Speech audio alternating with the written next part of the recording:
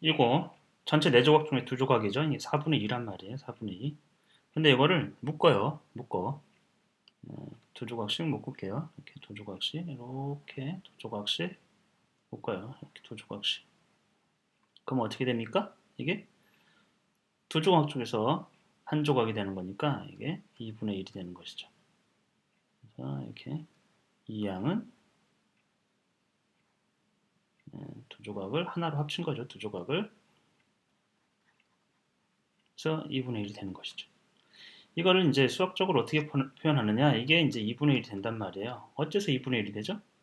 2조각씩 묶었다라는 건 나누기 2를 했다라는 거죠. 이렇게 나누기 2를 한 거예요.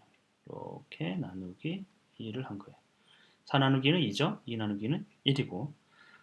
그러니까 이 칠해진 분자에 들어간 거, 색칠해진 이 부분도 두 조각씩 묶었고 전체도 두 배로 나눠진 것이죠. 이 나누기의 의미가 뭐냐면 나누기 간단하게 그냥 나누기는 뭐 8 나누기 4다. 그러면 8개가 있어요. 하나, 둘, 셋, 넷, 다섯, 여섯, 일곱, 여덟.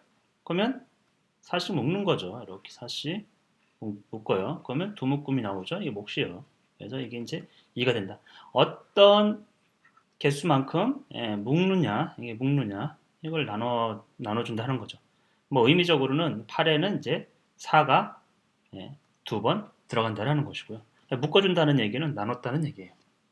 아, 그래서 같은 양을 할 때는 이제 이런 것들이 2분의 1로 이렇게 큰, 큰 숫자로 된 분수가 작은 수, 간소해지는 거죠. 간편해지는 분수로 표현될 수도 있다라는 거예요. 거꾸로 가면 이제 곱하기가 된 거고, 이제 반대로 나누기 해도 역시 같은 양이 되는 것이죠. 다른 예를 한번 들어볼까요?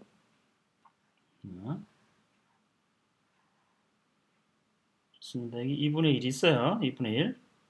2분의 1에 이렇게 나누죠. 그리고 또 2분의 1 이렇게 있어요. 그 중에서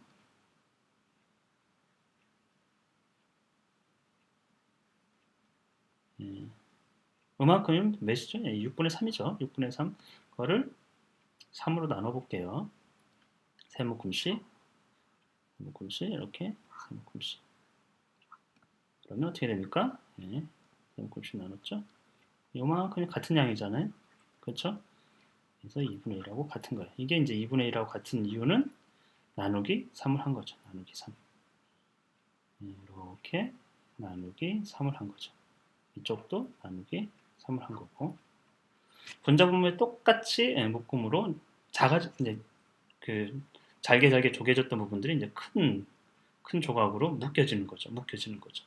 그래서 6분의 3은 나누기 똑같이 분모 분자의 같은 수로 나눠주면 여전히 같아. 잘못 나누기 하면 3분 잘못했네. 나누기 3을 하면 2분의 1이죠. 나누기 2가 아니고 나누기 3을 하면 2분의 1이 되는 거죠. 3을 하면 2분의 1.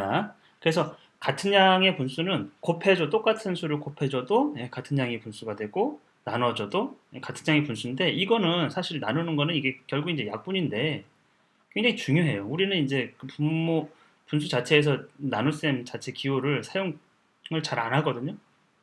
근데 그건 잘못된 거예요. 많이 사용해야 돼요. 같은 수로 나눈다. 그래도 여전히 같은 분수가 된다. 하나만 더 하고 넘어가죠. 그러면 우리가 8분의 2, 8분의 2는 2로 나눠봐요. 2로 나누기 2.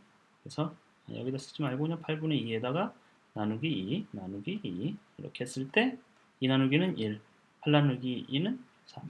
그래서 8분의 2는 4분의 1하고 같아요. 전에 4분의 1이 8분의 2와 같은 거는 곱하기 2를 한 거죠. 여기도 곱하기 2를 한 거죠. 그래서 이제는 같은 양을 4분의 1이 8분의 2와 같다. 또 8분의 2가 4분의 1과 같다라는 걸 왔다 갔다 해줘야 돼요. 왔다 갔다. 그러면 8분의 1은 뭐하고 같으냐? 4분의 1은 또 뭐하고 같으냐? 이거를 많은 문제를 통해 가지고 곱하고 나눠도 역시 같은 양이 된다라는 그 사실을 분명하게 인지시킬 수 있어야 돼요.